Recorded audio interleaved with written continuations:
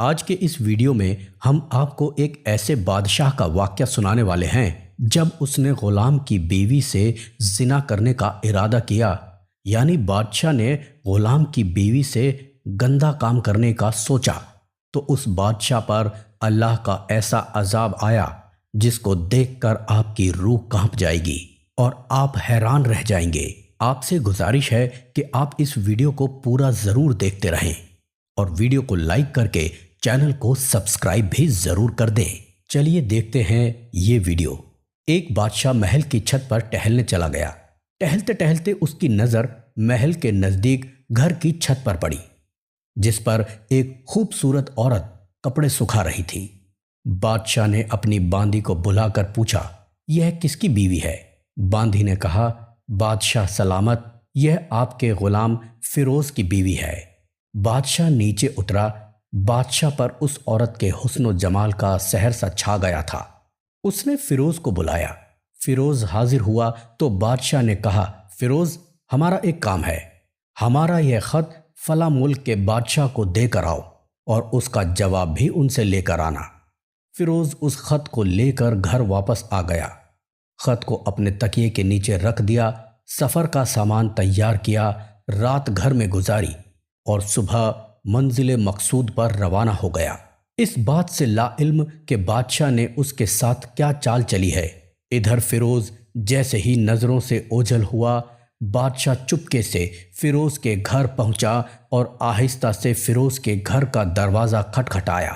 فیروز کی بیوی نے پوچھا، کون ہے؟ بادشاہ نے کہا، میں بادشاہ ہوں، تمہارے شوہر کا مالک۔ اس کی بیوی نے دروازہ کھولا۔ بادشاہ اندر آ کر بیٹھ گیا۔ فیروز کی بیوی نے حیران ہو کر کہا، بادشاہ سلامت، ہمارے غریب خانے میں۔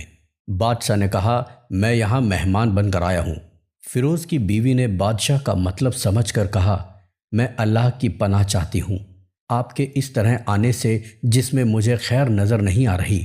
بادشاہ نے غصے میں کہا، اے لڑکی، یہ تم کیا کہہ رہی ہو؟ شاید تم نے مجھے پہچانا نہیں، میں بادشاہ ہوں۔ دوستو، اگر آپ کو ویڈیو پسند آ رہی ہے تو اسے لائک کرتے رہیں۔ تمہارے شوہر کا مالک۔ فیروز کی بیوی نے کہا، بادشاہ سلامت، میں جانتی ہوں کہ آپ بادشاہ ہیں، لیکن بزرگ کہہ گئے ہیں، شیر کو اگرچہ جتنی بھی بھوک لگی ہو لیکن وہ مردار تو کھانا نہیں شروع کر دیتا۔ اور کہا، بادشاہ سلامت، تم تو اس کٹورے میں پانی پینے آ گئے ہو جس میں تمہارے کتے نے پانی پیا ہے۔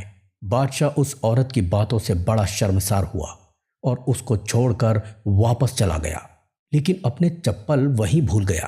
یہ سب تو بادشاہ کی طرف سے ہوا۔ اب فیروز کو آدھے راستے میں یاد آیا، جو خط بادشاہ نے اسے دیا تھا وہ تو گھر پر ہی بھول آیا ہے۔ اس نے گھوڑے کو تیزی سے واپس موڑا اور اپنے گھر کی طرف لپکا۔ فیروز اپنے گھر پہنچا تو تکیے کے نیچے سے خط نکالتے وقت اس کی نظر پلنگ کے نیچے پڑے بادشاہ کے نالین پر پڑی، جو بادشاہ جلدی میں بھول گیا تھا۔ فیروز کا سر چکرا گیا۔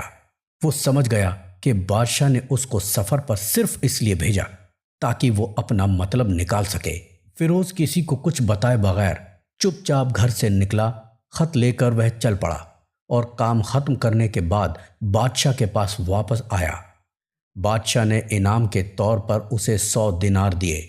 فیروز دینار لے کر بازار گیا اور عورتوں کے استعمال کے قیمتی کپڑے اور کچھ تحائف بھی خریدے۔ گھر پہنچ کر بیوی کو سلام کیا اور کہا کہ چلو تمہارے میکے چلتے ہیں۔ بیوی نے پوچھا، یہ کیا ہے؟ اس نے کہا، بادشاہ نے انعام دیا ہے اور میں چاہتا ہوں کہ یہ پہن کر اپنے گھر والوں کو بھی دکھاؤ۔ بیوی نے کہا، جیسا آپ چاہیں۔ بیوی تیار ہوئی اور اپنے والدین کے گھر اپنے شوہر کے ساتھ روانہ ہو گئی۔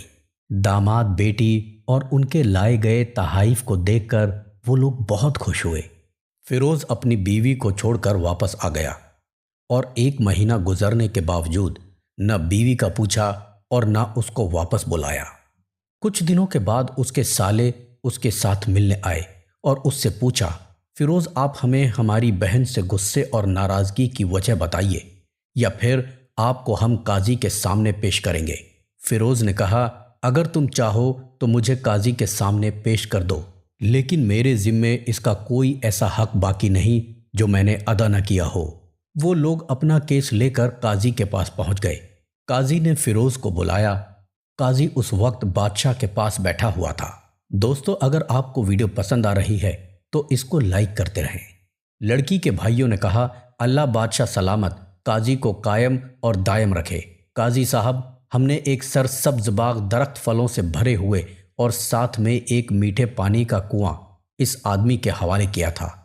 اس آدمی نے ہمارا باغ اجاڑ دیا، سارے پھل کھا لیے، درخت کاٹ دیے اور کنویں کو خراب کر کے بند کر دیا۔